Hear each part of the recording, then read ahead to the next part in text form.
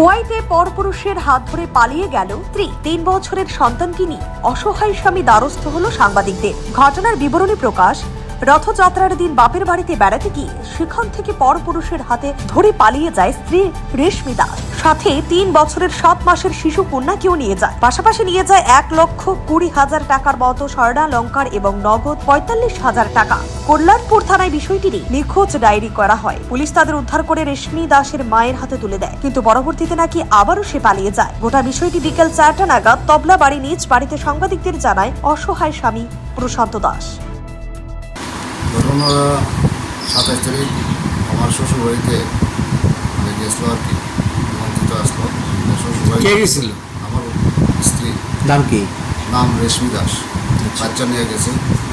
তো এদিন আমারও যাওয়ার ছিল, একদিন গেছি না, ওকে রাত্রে এসে গেছি। একদিন রাত্রে আমি আয়া বলছি, আমি জিজ্ঞেস যাচ্ছি যে সকালে সময় কথা মানে ওই সকালে আমার কথা আইছে না, কইছে বিকালে আইব, বিকালও আইছে না। শাশুড়িকে ফোন করছিলাম, শাশুড়িও কইছে যে কখন শরীরবেলা না এখন পাঠাইতাম না, বিকালে কালকে সকালে পাঠাবো। সকালে পাঠানোর কথা কইছে। তাও রাত্রে আবার ফোন করছিলাম, যে কইছে আমি ফোন করছিলাম বলে তারা ফোনে পাইছি না। শাশুড়িরা ফোন করছি, ওই এখন আমি বাড়িতে নাই, আমার মেয়ে বাড়িতে আছে, একটু পরে যা ফোন করবো। তো ওই শাশুড়িকে আধা ঘন্টা 1 ঘন্টা পরে আবার ফোন করি, তারপরেও মানে শাশুড়ি যে আমার স্ত্রীর লয় কথা কয় না, মেয়ের লয় কথা কয় না। তারপরে কিছু পরে 5-10 মিনিট পরে আবার আমার শাশুড়ি যায় বাড়ি। যাওয়ার পরে শাশুড়ি আমার ফোন করে বলে যে আমার বোন আর মেয়েকে পাচ্ছে না। তারপরে আমি বলেছি যে আশেপাশে বাড়িগুলিতে দেখতে।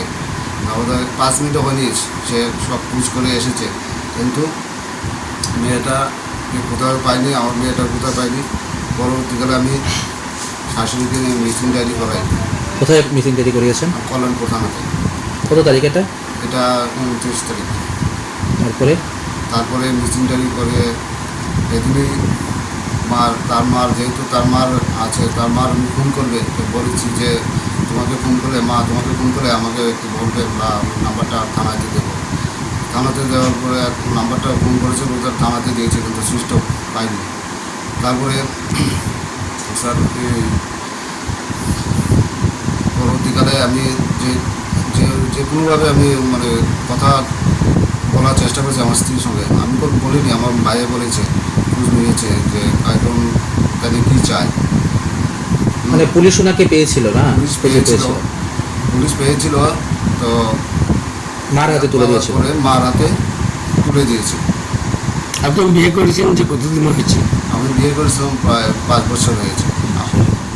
তো পরবর্তী তুলে দেওয়ার পরে আপনি যোগাযোগ করার চেষ্টা করেছিলেন না? যোগাযোগ করার চেষ্টা করেছি। কি বলেছিলেন আপনার ওয়াইফ?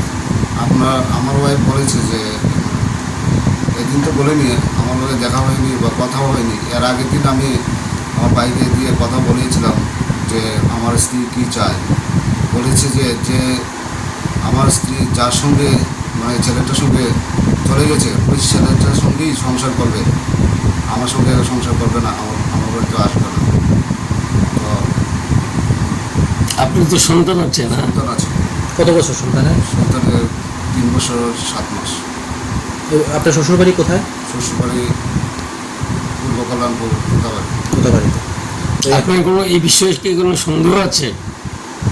সন্দেহ তো আছে। আমার ওই যে ছেলেটার সঙ্গে চলে গেছে, এটা তো সম্পর্ক হয়েছে বলে চলে গেছে, বাট ওই আমার শাশুড়ি তার সঙ্গে জড়িত আছে, যে ওদেরকে গাড়িতে তুলে নিয়ে রাস্তাতে নিয়ে দিয়েছে। এটাও ওদের বাড়ির আশেপাশের বাড়ির কয়েকজন দেখেছে। পুলিশ নিয়ে আসার পর কি উনি কি আবার চলে গেছেন না? হ্যাঁ, পুলিশ নিয়ে আসার পরে তার মারাতে করে দেয়। তারপরের দিন তো আর সকালে উঠে আর খোঁজ নেই, মানে আবার পালিয়ে গেছে। শাশুড়ি জিজ্ঞাসা করলাম যে তোমার মেয়ে এখন আছে কিনা, নাই, আমি তো মেয়েকে। আচ্ছা, এখন আপনার মিসেস এবং সন্তানের ব্যাপারে আপনি কি চাইছেন?